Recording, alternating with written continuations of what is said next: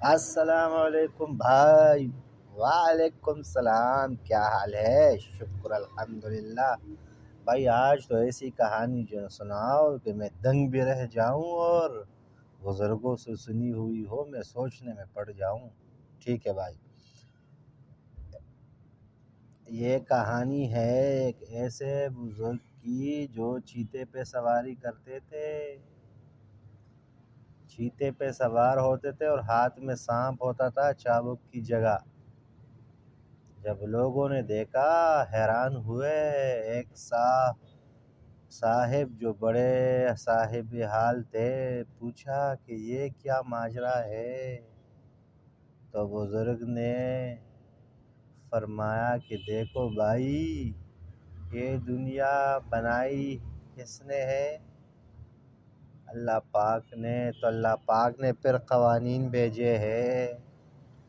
حضور علیہ السلام کی مبارک زندگی سے ہمیں روشنی حاصل کرنی ہے اور فطرت کے قوانین پر زندگی گزارنی ہے۔ جب یہ ہم کریں گے، جذبات کو کنٹرول کریں گے، عقل اور قوانین فطرت پر چلیں گے، تو پھر اللہ پاک ہمارے لیے یہ چیتے اور یہ سانپ ہمارے خادم بنا دیں گے۔ اس لیے اگر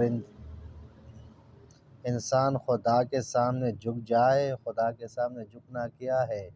اپنے جذبات کو کنٹرول کر کے اللہ پاک کے حکم کے مطابق زندگی، تو ساری کائنات اس کے سامنے جھک جاتی ہے۔ پھر ایک شعر پڑھا، اگر بادشاہ خدا کا فرمان بردار ہو تو خدا اس کا محافظ و مددگار ہوتا ہے۔